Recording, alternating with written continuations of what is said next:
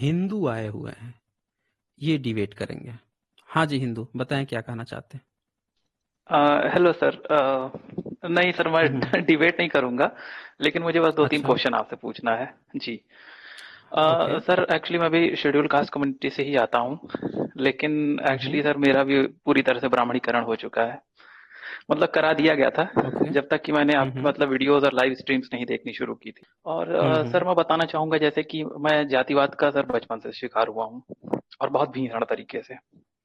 लेकिन ओके। फिर भी सर विडंबना देखिए कि जातिवाद का मैं शिकार भी हुआ, और मैं उसी धर्म में इतना ज्यादा मतलब कि लीन हो गया, जिसमें मतलब कि जिसमें हम लोगों की प्रताड़ना की सारी स्टोरी लिखी हुई है। और कमाल की बात है ओके। सर कि हम लोगों को बाबा साहब के बारे में कुछ नहीं पता था।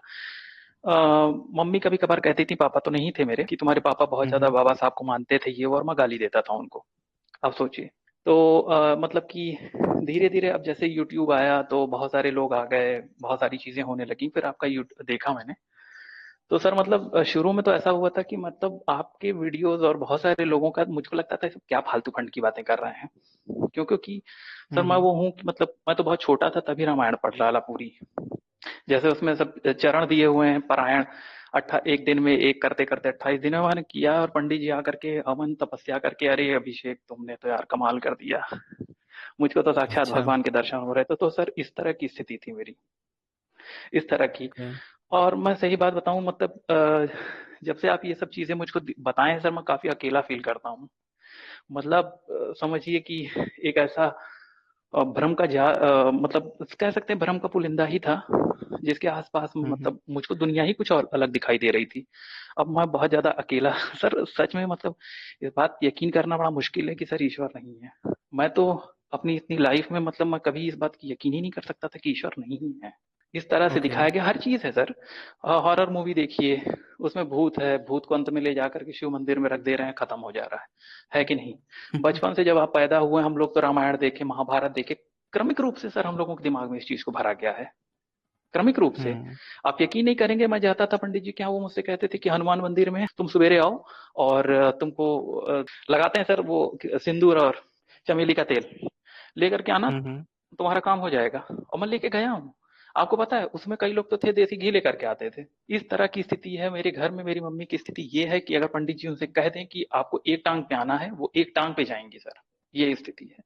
और हैं हम लोग ओ। दलित, और भयंकर ओ। पीड़ित हुए हैं। मैं तो सर इतनी गाली सुना हूँ जात के नाम पे। हम्म। हर चीज में कोई भी आकर के डायरेक्टली पूछ देगा, यार तुम आरक्षण लेते हो, क्या जरूरत है तुमको, ये है वो है। मैं आज तक नहीं कभी सर, जब तक मैंने आपकी स्ट्रीम नहीं देखी थी तब तक मैं नहीं जान पाया था कभी इस चीज की सच्चाई। और सर आपकी स्ट्रीम देखने से मुझको मतलब अंदर से बहुत ज्यादा हिम्मत आई।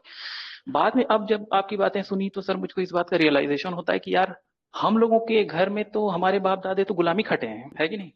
और हम लोग जिंदगी हम्म। भर गुलामी कहे, हमारे लिए उनको बताने के लिए कुछ नहीं था कि बेटा हम लोग क्या थे। हम लोगों की मान मर्यादाओं को तो हमेशा तहस नहस किया गया। बहू बेटियों का बलात्कार करना, घर में आग लगा देना। मेरे बहुत सारे राजपूत दोस्त थे, बताते थे मेरे दादा गए गांव फूंक दिए दलितों का। तो सर मुझे बुरा लगता था हम्म। कि यार हम लोग कितने दबे कुचले हैं, हमारे आत्मविश्वास ऑटोमेटिकली नीचे हो जाता है। और एक वहीं जहाँ हम्म। मतलब ब्राह्मण का लड़का है, उसके घर में जो कहानी चल रही है सर, ये भी श्रुतियों के ही आधार पे, वो अभी भी उनकी जिंदगी। जब आप बहुत सारी चीजें पूछते हैं कि मुझको प्रमाण दिखाओ, वो प्रमाण कहाँ से दिखाएंगे, क्योंकि सब कुछ तो श्रुतियों के आधार पे चल रहा है। मैं भी जब पंडित हम्म। जी के पास जाता हूँ या फिर कहीं जाता हूँ तो सर वो श्रुतियों के आधार पे ही मुझको बताते हैं कि हाँ ये है, भगवान के ऊपर विश्वास करो सब ठीक हो जाएगा, ये है वो है। आप लिटरली मैं बता रहा हूँ, ओबीसी भी काफी, एक यादव महिला थी तो काफी बड़ी भक्तिन थी।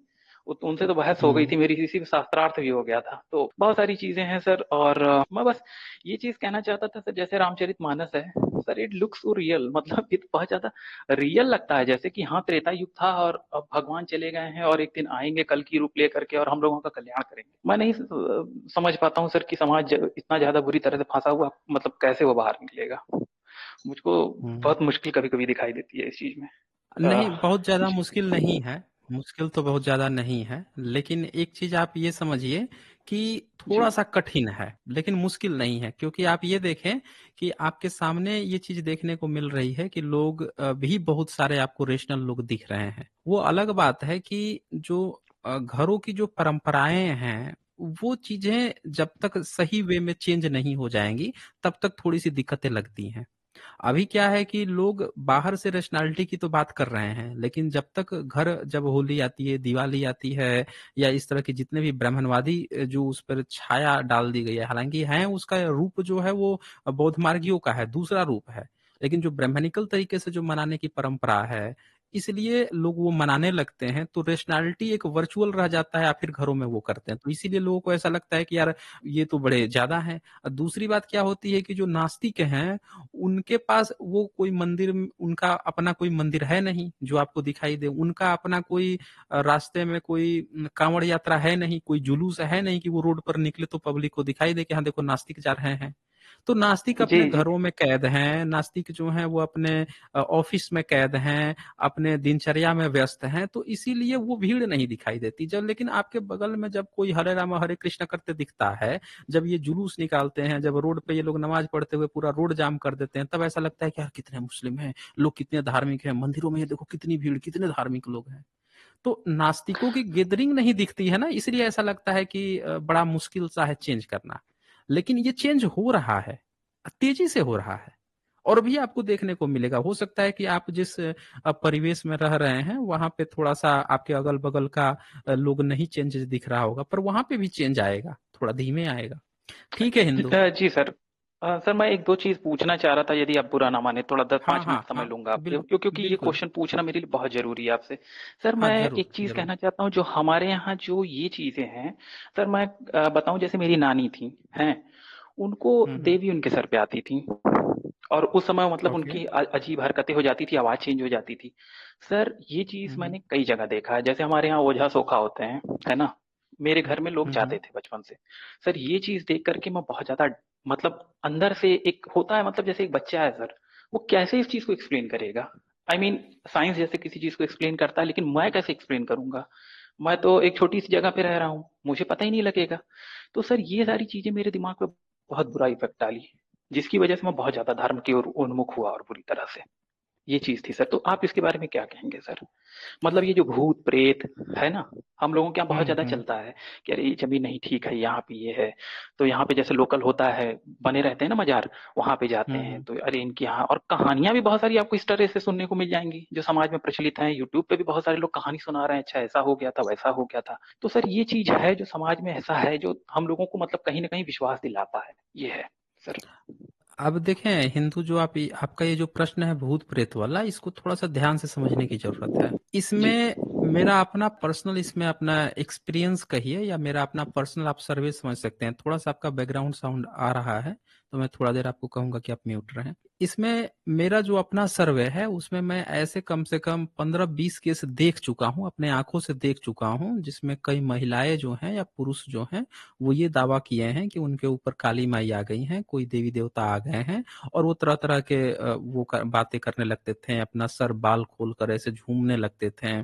वो जो है उनके घर में ही कोई पुरुष होता था, उनसे बड़ा पुरुष होता था, उसको नाम लेकर बहुत बेइज्जत करके, जिसको वो बड़े आदर से बोलना चाहिए उसको भी बड़ी बेइज्जती से बोलते थे, उनको ऑर्डर देते थे कि ये कर वो कर, इस तरह के। और लोग जो है उनको देवी माँ आ गई, देवी माँ कह के उसको थोड़ा सा इज्जत वगैरह देने लगते थे, और थोड़ा सा सही से बात करने लगते थे। इनमें से कई लोग बड़े अच्छे से सही हो गए, और इसमें से बहुत सी औरतें जो हैं वो भी ठीक हो गई।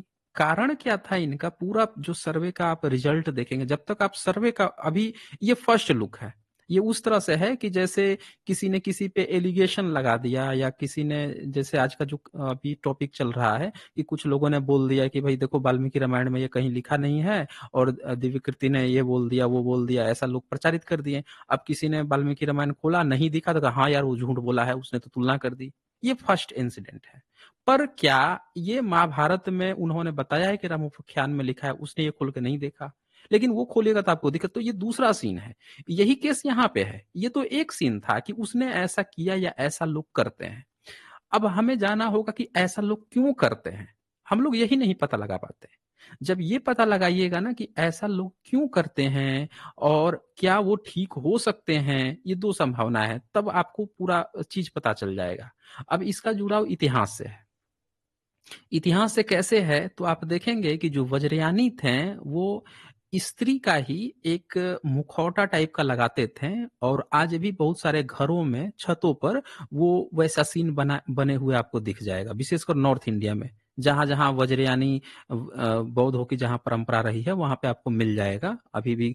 एक जीभ निकाले हुए औरत, काली सी औरत होगी, और आंखें लाल लाल टाइप का लगाए हुए मिल जाएगी। तो वो लगाते थे। इसका कारण ये था, ये महिला सशक्तिकरण था कि महिलाएं किसी से कम नहीं है।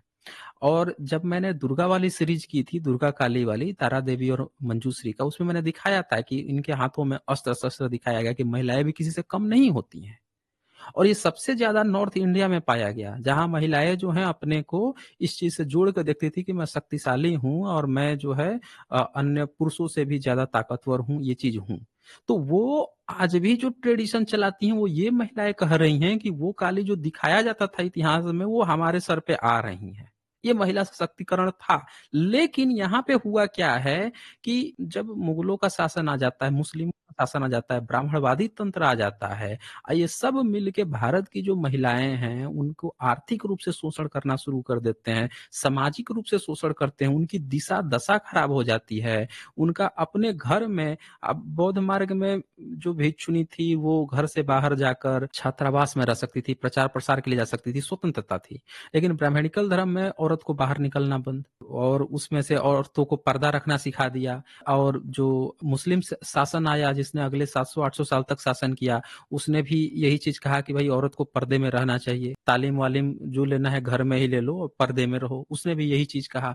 तो भारत की जो महिलाएं स्वच्छंद रूप से रहती थी, इन पे दोहरा प्रभाव पड़ गया, मतलब कुठाराघात हो गया इनकी स्वतंत्रता पे। तो वो महिलाओं के अंदर की जो कुड़न थी, वो उनको याद है कि नॉर्थ इंडिया में जो पालवंशीय लोग जो मंजूश्री, तारा देवी की इस तरह की मूर्तियां बनाते थे, वही बोलती हैं कि वो चीज मेरे ऊपर आ रही है कि मैं किसी से कम नहीं हूं, मैं ताकतवर हूं। अब हुआ क्या कि धीरे धीरे ये परिवर्तित होते गया, वो चीज विलुप्त कर दी गई, वो जमीन के नीचे चली गई। आज क्या हो गया कि जिन महिलाओं को जो कष्ट हो रहा है, वो महिला जिनको अब घर में इज्जत नहीं मिलती है, जिनको घरों में उनको ऐसा लगता है कि मुझसे सही से बात नहीं कर रहे हैं, मुझे इज्जत नहीं दे रहे हैं, मेरी कम अनदेखी हो रही है, तो वो इज्जत लेने के चक्कर में अपने को दिखाती है कि मैं दुर्गा जैसी हूँ। जिसकी तुम लोग पूजा पाठ करते हो ना, वो साक्षात मेरे ऊपर आती है। तुम लोग एक देवी की पूजा करते हो, अब मेरी इज्जत नहीं करते, तो वो ये दिखाती है कि वो देवी मैं ही हूं। तो कहीं कहीं पे सक्सेसफुल हुआ। तो जहां पे ये सक्सेसफुल हुआ, वहां पे महिलाएं जो हैं इस प्रथा को दोहराने लगी कि इन मर्दों से इज्जत लेनी है, घर परिवार से इज्जत लेनी है, तो ये इस तरह का कुछ दिखाना पड़ेगा कि हम ताकतवर हैं, कमजोर नहीं है, हमको कमजोर मत समझो। जिस देवी देवता की तुम लोग पूजा करते हो, साक्षात मेरे ऊपर आती है, मैं देवी का रूप हूँ। इसी कारण से मैंने ये चीज देखा कि जिन जिन महिलाओं ने ऐसा किया, उन महिलाओं का बैकग्राउंड में कहीं ना कहीं वो गुस्सा थी। उनका गुस्सा जो है पति से था, फैमिली से था, समाज से था, और वो गुस्सा जो है उस पल में निकालती थी इस तरह से करके। आप जहां पे भी ये महिलाएं जो कर रही हैं, उनका आप बैकग्राउंड चेक करें, पूरा उनका मनोवैज्ञानिक विश्लेषण करें, आप यही चीज पाएंगे, वो खुश नहीं है। भारत में हैप्पीनेस इंडेक्स इतना डाउन है, ये एक सबसे बड़ा कारण है। खुश नहीं है यहाँ पे कोई भी महिला है। यहाँ पे एक तो प्रथा आ गई है कि यहाँ पे महिलाओं की शादी हो जाती है, और शादी होके घर जब जाती हैं दूसरे घरों में, तो बर्तन मांजिए, खाना बनाइए, पकाइए। न पहले के लोग सोचते थे कि लड़की जॉब कर सकती है, सबने पर्दे में रखा, पर्दे में रखा। अब भारत का कल्चर था कि महिलाएं जो हैं वो उन्मुक्त रहती थी। आप यहाँ की मूर्ति कला देख सकते हैं, महिलाओं की यहाँ पे स्वतंत्रता थी, वो स्वतंत्रता खत्म कर दी गई। तो वो जो गुस्सा और द्वेष है, वो इन चीजों में निकल रहा है। कहीं कहीं कुछ केसेस में ये देखा गया कि कुछ महिलाओं को मानसिक रोग भी हो जाता है, तो वो मानसिक रोग होने के कारण भी ऐसा करती हैं। लेकिन ज्यादातर केस में ये पाया गया कि महिलाओं ने ये टेंडेंसी, उनका जो पीछे का जो गुस्सा था, उस गुस्से को एक साथ निकालने के लिए और लोगों में अपनी वो दिखाने के लिए मैं किसी से कम नहीं हूं, इस कारण से उसका प्रयोग किया था। ये सिंपल से कारण है। जी Hindu. Yes sir, thank you. Sir, मैं एक बात ये कह रहा था कि जैसे आपने कहा कि हम लोग जैसे रामचरितमानस पढ़ते हैं और उसमें बहुत सारी चीजें थी। चलिए, डॉक्टर विकास देवी कीर्ति उन्होंने उठा दिया, आपने उठा दिया। सर, पढ़ा मैंने भी है, मेरी हिम्मत नहीं कभी पड़ी। मैं कभी इतनी हिम्मत नहीं जुटा पाया कि मैं जाकर के ये सब क्वेश्चन पूछूं।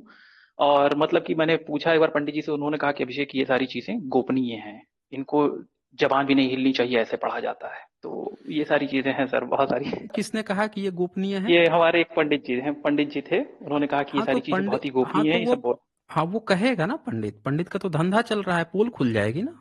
ये बताइए हाँ गोपनीय सर, कैसे है, किताब में तो बिक रहा है, दुनिया किताब खोल सही खोल के बात। पढ़ रही है, गोपनीय कैसी है? प्रतिबंधित है क्या वो? पूछते ना उससे कि जैसे मदर इंडिया को अब प्रतिबंधित कर दिया गया, पूरा पोल खोल दी थी, कोई भी इंग्लिश का मदर इंडिया नहीं पढ़ सकता, हिंदी अनुवाद पढ़ सकता है, जो मॉडिफिकेशन कर दिया गया है उसमें उसको कोई पढ़ सकता है, इंग्लिश वाला नहीं पढ़ सकता भारत में, खरीद भी नहीं सकता, प्रतिबंधित। हाँ, तो तो जैसे पूछ अगर लीजिए आप अभी इनसे कि देखें गोपनीय रामचरित, है। हाँ हाँ हाँ हाँ, बोलिए। जी, जी। रामचरितमानस में अगर आप देखिए सर, कि उसमें ऐसा हम्म, कांड दिखाते हैं कि मतलब कि बहुत सारे लोग पहचान ही नहीं पाए कि श्री राम एक रामचंद्र जी भगवान हैं, ठीक है? वो मानव की तरह उनको ट्रीट किए, और कुछ लोग पहचान गए। और मजे वाली बात यह है कि सुग्रीव नहीं उनको पहचान पाते हैं, लेकिन फिर अचानक से उनका मतलब सब लोगों को पता चल जा रहा है अचानक से। मतलब सर उसमें बहुत सारी कंट्राडिक्शन ऑटोमेटिकली है, लेकिन चूंकि हम लोग भक्ति के अंधे हैं, मतलब कि चूंकि मतलब तर्क नहीं है, तर्क मतलब ये एक सीरियल देख रहा था जिसमें भगवान कह रहे हैं कि तुम मुझको बुद्धि और उससे उपजी तर्क बुद्धि से अगर जानने की कोशिश करोगे तो मुझे नहीं जान पाओगे। तो इस तरह की चीजें पहले ही दिमाग में बैठा दी गई हैं कि देखो तर्क वर्क मत करो, ईश्वर है, मानोगे तुम्हारा सारी इच्छाएं पूरी होंगी। तो हाँ तो ये चीज है सर। देखें, हिंदू एक चीज समझें, पहले तो एक बात आप ये समझिए कि इन धार्मिक किताबों को किसी भी नन ब्राह्मण ने नहीं लिखा है, न किसी क्षत्रिय ने लिखा है सो कॉल्ड, न किसी वैश्य ने लिखा है, न शूद्र ने लिखा है, न अंत्यज ने लिखा है, न आदिवासी ने लिखा है, किसी ने नहीं लिखा है। अंत्यज मतलब भी SC ST दोनों वर्ग आ जाते हैं, शूद्र में OBC आ जाता है, इनमें से किसी ने नहीं लिखा है, उसको लिखा है ब्राह्मण ने। और क्या आपको लगता है कि ब्राह्मण इतना ज्यादा विद्वान है, चतुर है कि किताब लिखेगा और सारी चीजें सही सही लिख देगा, सिलसिलेवार ढंग से लिख देगा, जैसा आप सोचते हैं वैसी ही चीजें लिख देगा? उसके अंदर जितना उसका बुद्धि है उस हिसाब से लिखा। और लिखा भी क्या, चोरी किया कहीं और से? कंट्रोवर्सी किसी किताब में कब आती है? जब आप कहीं दूसरी जगह से चोरी करते हो। जब हैरी पॉटर की जो मूल लेखिका है, जब वो अपनी किताब लिखेगी तो उसको अपने किताब के हर किरदार का पता होगा। अब आपने जब जातक कथाओं से उसको चुराओगे, चुरा कर अपना फ्लेवर डालोगे, तो ऑफ कोर्स किसी दूसरे की कृति है, उसकी मंशा क्या है, उसमें भाई बहन को आप पत्नी बना दोगे। आप वो 12 वर्ष लिख रहा है वनवास, आप 14 वर्ष कर दोगे। 9 वर्ष में सीता लक्ष्मण आ जाते हैं, लखन आ जाते हैं, आप उसको जबरदस्ती जो है रावण के पास पहुंचा दोगे। अंतिम 3 साल में ये दोनों घर आ गए, और यहाँ अंतिम 1 साल में ये रावण के यहाँ पहुंचा दिए जबरदस्ती। तो जब ऐसी चीजें लिखोगे तो ऑफ कोर्स उसमें मिलावट मिलावट ही उसको कहा जाएगा ना, कि भाई वो तुमने लिखा है, ब्राह्मण ने लिखा है, ब्राह्मण ने कंट्रोवर्सी वही दावा कर रहा है कि हम ढोके लेकर आए हैं। तो इसमें अगर वो ये दावा कर रहा है कि मिलावट हुई है या कंट्रोवर्सी है, तो ये उसकी गलती है, हमारी गलती थोड़े है। भारत के किसी भी OBC SC ST या गैर ब्राह्मण की ये गलती नहीं है, ये ब्राह्मण की शुद्ध गलती है। उठा के किताब मुंह पर मार दीजिए उसके, नहीं चाहिए हमको ऐसी धूर्तता वाली किताब। दावा कर रहा है वो कि पीढ़ी दर पीढ़ी हम ढोके लाए हैं, अब पकड़ में आ गया, हम पढ़ने लगे तो बोल रहा है कि मिलावट हो गई। जब हम में से कोई पढ़ा ही नहीं, राजपूत तक कोई संस्कृत नहीं पढ़ा, जिसको कहता है कि ये लोग शासन किए क्षत्रिय, भाई वो तक किताब नहीं लिखा, तो पूरी की पूरी गलती जो है A to Z जो है ब्राह्मण की है। उसके मुंह पर मारिए किताब, अगर वो कहता है कि गोपनीय है, ये है, नहीं चाहिए हमको ऐसा फर्जी किताब। इतनी गंदी संदी बातें लिखी है, या कह रहा है कि इसको माता मानो। बताइए मुझे, सीता के चरित्र पर ऐसी गंदी संदी बातें लिखा है, उनके अंगों के बारे में ऐसी ऐसी चीजें हर जगह लिखा है। कालिदास की किताब जो बताई जा रही है उसमें इतनी गंदी संदी बातें लिखी हुई हैं, और ये सब कह रहे हैं कि ये हमारे पार्वती जी हैं, देवी देवता हैं। किताब के नायकों को, जिनके बारे में ये गंदी संदी इसके पूर्वज लिखा करते थे, आज हम लोग को, ये हम लोग कितने बेवकूफ हैं। इनके काल्पनिक पात्र जो है, नायक जो है, इनके कथा कहानियों का जो नायक है, उसको कह रहा है कि इसको तुम लोग हमारा देवी देवता मान लो। भाई जिसका इतिहास नहीं होता है ना, वो कथा कहानियों में अपना इतिहास खोजता है। जब हमारे पास अपना अ, इतिहास है ऑलरेडी, तो हम क्यों मानेंगे इनके कथा कहानी को? अच्छा, सर हिंदू मतलब जी मैं की इसके एक लिए और आपको बताइए थैंक्स मुझे। कहूंगा। जी, जी, बताएं, थैंक्स कहिए, लेकिन एक पूछिए। चीज मुझे ये बताइए कि आपने हिंदू क्यों जी। लिखा है? सर क्योंकि मैं अभी भी इसे पीछा नहीं छुड़ा पा रहा हूँ। आप यकीन नहीं करेंगे सर, मैं 8 पुराण पढ़ चुका हम्म, हूँ। मैं कई बार गीता पढ़ा हूँ, कई ओके। बार रामचरितमानस पढ़ा हूँ, आप नहीं जानते हैं सर। मतलब मेरा तो उठना आपने कहा बैठना कि हो आप गया है, SC जो वर्ग पंडित से, पंडित के आप पुजारी कह रहे हैं हैं। कि आप सब एससी, स्वीकार भी करिए। आप कह रहे हैं, आप कह जी, रहे हैं कि आप जी SC सर, वर्ग से मैं आते इतना हैं। ज़्यादा मतलब हम्म। क्योंकि सर मैं फाइनेंशियली हम लोग बहुत ज़्यादा मजबूत हैं। और हम लोगों का नहीं तो मतलब कि अब फाइनेंशियली सर आप ऑब्वियस सी आप बात कब है, से मजबूत हुए हैं, कब से मजबूत हुए हैं फाइनेंशियली? जब मैं पढ़ लिख लिया, मेरी मम्मी भी जॉब करती हैं और फिर फैमिली में कई लोग जॉब में हैं। तो सर देखिए बात ये होती है कि जब तो इंसान के आप पास पैसा आ ब्राह्मणवादी जाता है बन तो गए? वो मेरी मतलब आप मम्मी, ये कह रहे मतलब हैं ये कि मेरे आप, घर में ऐसा था। हाँ, ये ऐसा अच्छा, हुआ तो सर, आप बिल्कुल ऐसा आपको हुआ। ऐसा, तो आपको ऐसा नहीं लगता है कि जो सुविधाएं आपको मिली, या आप जो गवर्नमेंट में गए या जैसे भी गए, वो बाबा साहब या उनके प्रयासों के कारण गए? हाँ, आपको ऐसा नहीं बिल्कुल, लगता? बिल्कुल, बिल्कुल तो सर, मैं तो जब उनके पिछले कारण गए 3-4 तो दिन फिर से आप सोच रहा बाबा, हूँ। ओके ओके, तो फिर बाबा साहब का रास्ता आपने क्यों नहीं चूज किया? बाबा सर साहब ने भी तो मुझको 22 पता ही प्रतिज्ञाएं नहीं ली, था ना। उन्होंने भी तो कुछ चीज है। अच्छा, आपको नहीं सर पता था? आप नहीं जानते हैं, आप ये नहीं जानते हैं, आप सोच रहे हैं कि यहाँ पे सभी लोगों को ये बात पता थी। सर बहुत सारे लोग हैं जिनको पता तक नहीं है ये सारी बातें। बाबा साहब ओके क्या करके गए थे सर, मैं अभी मूवी उनकी देख रहा था, मेरी आंख से आंसू आ गया कि मतलब पहली बार मुझको लगा कि हाँ यार, जीवन में मतलब कोई इंसान कैसे कैसे आगे जाता है। मतलब अगर आप बाबा साहब से प्रेरणा नहीं ले पा रहे, फर्जी की कहानियों से प्रेरणा मैं ले रहा था सर। और यही वो था ओके। कि लाइफ में मुझको हमेशा कुछ ना कुछ लगता था कि यार कुछ सही नहीं है, कुछ गड़बड़ है। कपोल कल्पित कल्पनाओं से सर कहाँ तक आप कोई इंसान सीखेगा। जब आपकी थे, अगर वो ना होते तो सर हम लोग तो झाड़ू लगा रहे होते कहीं। और ये बात मैं कई लोगों हम्म। से कहा हूँ, सब लोग ये एक्सेप्ट करते हैं। मैं कहीं ना देखें होता, लेकिन सर आप ये बताइए, मेरी भी तो मजबूरी है। मुझको बताएगा नहीं कौन? नहीं, अब देखें देखें, कोई बात नहीं, जो हुआ सो हुआ। पर अब आप जान चुके हैं ना सच्चाई को। अब तो आप जान जी चुके हैं, जी अब बाबा जी। साहब को भी जान चुके हैं। तो आगे आप क्या सोचते हैं, आगे आप किस तरह का डिसीजन लेंगे? सर मैं तो अरुंधति राय की आज एक बुक पढ़ रहा था, डॉक्टर और एक असेंट। हाँ, एक था उसमें जो संत, हाँ पहली एक था दो संत, तीन, एक था हाँ डॉक्टर। 2-3 पन्ने की जो पहली कहानी है, जो कि अगर आप मलाला यूसुफजई को, और एक और जो महिला जिसके बारे में जो महाराष्ट्र में जिसको मॉब लिंचिंग हो गई, उस महिला को, दलित महिला थी जिसने जमीन खेत जोत रही थी। सर मतलब मैं सुबेरे हम्म से मतलब खाली मेरे दिमाग में वही चल रही है, और शायद मैं वो बुक को तुरंत पढ़ूंगा पूरी, और फिर मैं बाबा साहब की हम्म। सारी बुक्स को पढ़ूंगा। क्योंकि सर जब मैं अपनी हिस्ट्री ही नहीं जानूंगा सबसे, तो मैं करूंगा क्या? मैं तो जाके कहीं ड्रग्स लेने लगूंगा, कहीं दारू पी करके गिरने लगूंगा ना। मैं अपनी लाइफ का मीनिंग ही हम्म। नहीं समझूंगा। क्योंकि भाई हम लोगों का काम ये है कि अगर पढ़ लिए तो हम समाज के और लोगों को भी जागरूक करें। एक्चुअली ड्यूटी तो यही बनती बिल्कुल है, बिल्कुल। क्योंकि भाई बहुत बड़ा बाबा देखें, बस साहब ने जो एक ऐसा। एक चीज बस जी याद रखिएगा कि बाबा साहब के ही कारण, आपने कहा ना कि आप धन से सक्षम हो गए हैं, जी तो जी वो बाबा साहब के कारण हुए हैं। तो बाबा साहब ने जो पाथ चुना था, मेरे ख्याल से उस पर आप फोकस कीजिए।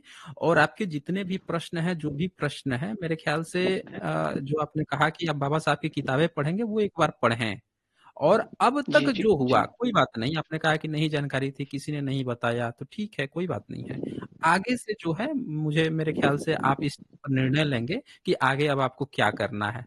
तो आज जो है ऑब्वियस सी ये बात है सर, यही। ऑब्वियस। हाँ हाँ, ठीक है, तो फिर और सर मैं आज के आपसे लिए एक इतना ही। रिक्वेस्ट करूंगा कि सर आप हाँ। ये जो सुपर स्टिकर सर मैं भेज नहीं पाता हूँ आपको, तो अगर सर आप अपना ओके पेटीएम या गूगल पे भी लगा दिया करिए, सो मतलब हम लोग मदद करें सर। आप हम लोगों के लिए बहुत कुछ कर रहे हैं, और मैं मतलब ऐसे तो भाई ऐसे कहना ठीक नहीं है, लेकिन मैं चाहता हूँ कि आप इस जर्नी में आगे बढ़ते रहिए। और मैं चाहता हूँ कि सर मतलब हो लोगों के सामने सच आना चाहिए। मेरा ये मानना है, लोगों को जानना चाहिए कि उनकी ओके हिस्ट्री क्या है, ओ, उनके ऊपर कितना ओके अत्याचार ओके किया गया हिंदू। है। Okay sir, okay. Thank you. देखें, थैंक एक यू सर। एक चीज जो ओके आपने या कहा गूगल पे, और उस जो भी कहा आपने, मैं एक चीज बता दूं कि मैं डायरेक्ट अकाउंट में कोई भी पेमेंट ना आज तक लिया हूं, और ना आगे कोई भी इस तरह की चीज करूंगा। ये देखें, ये सही भी नहीं है, डायरेक्ट कोई पेमेंट लेनी भी नहीं चाहिए। यहाँ पे यूट्यूब की ये पॉलिसी है, या फिर पेट्रियन का पेज है, जो साथी उस पर मेंबरशिप लेते हैं या सपोर्ट कर सकते हैं, उन्हीं माध्यम से जो सपोर्ट दे सकते हैं वो दे सकते हैं। अन्यथा लोग वीडियो को शेयर करते रहें और इसको प्रचार प्रसार करते रहें। ठीक है जी जी हिंदू। सर, बिल्कुल ओके। बिल्कुल। Okay sir, thank you sir, bye. हाँ। ओके।